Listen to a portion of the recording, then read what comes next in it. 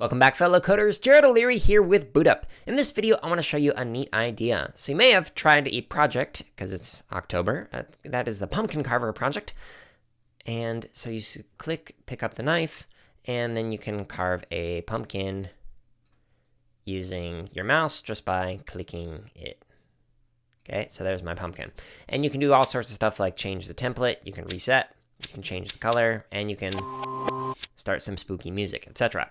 Okay, so if you want to learn how to create a project like this, then all you have to do is just go down in the description, and then you can learn how to create one because there's a walkthrough where I show you how to do this.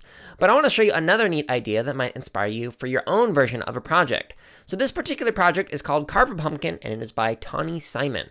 So this one, when you click on it, it's kind of like the character builder. So instead of drawing by clicking, you actually can move the different shapes. So you can be like, I want to have maybe circle eyes and then a big smiley face.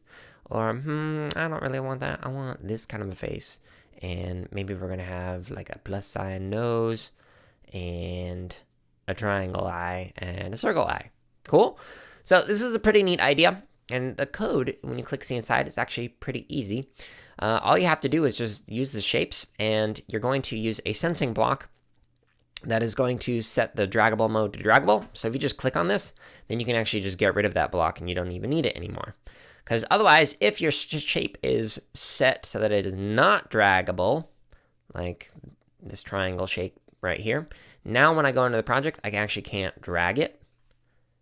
And then I go back here, click on it, and now I can actually drag this.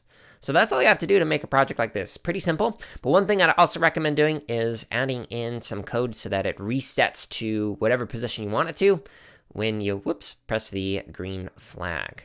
Cool? So if you have a neat idea that you like to share and you want us to talk about it on our channel, make sure you comment below in the comments section. Otherwise, check out the links in the description so you can learn how to create a project like this. Thank you so much for watching this video. Let us know something that you learned or created in the comments below. And make sure to subscribe, like, and check out the links in the description for even more free resources, such as videos, free lesson plans, and our podcast.